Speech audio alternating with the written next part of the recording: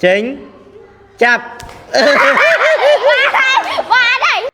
ជំរាបសួរបងប្អូនទាំងអស់គ្នាខ្ញុំបានសំអឿនថ្ងៃនេះខ្ញុំនាំអារម្មណ៍ពុកម៉ែបងប្អូនទាំងអស់គ្នាមកទស្សនាការលេងល្បែងសិក្សារបស់សិស្សថ្នាក់ខ្ញុំសូមអញ្ជើញទស្សនាការលេងល្បែងដូចតទៅ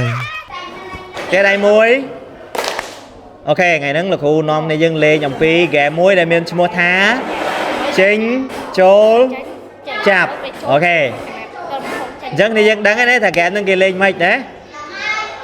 អូខេតើឥឡូវត្រៀមខ្លួនរួចនៅហើយហើយ អានឹងយកហើយតារួចនៅរួចហើយតាចាប់ផ្ដើមដំបូងឡើយយើងដាក់ដៃឲ្យឃ្លាតពីគ្នាបន្តិចទៅចេញអូខេ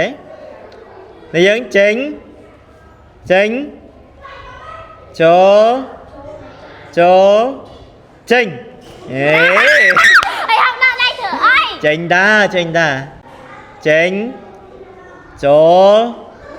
ចេញ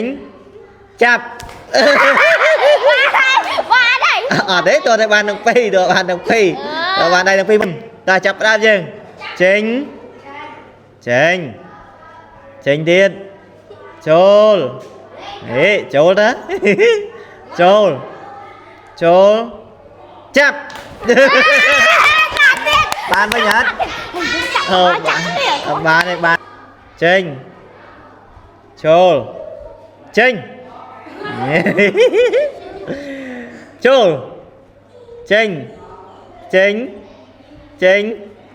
ចូល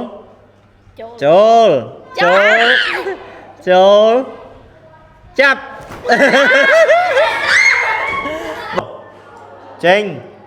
ចេញចូលចាប់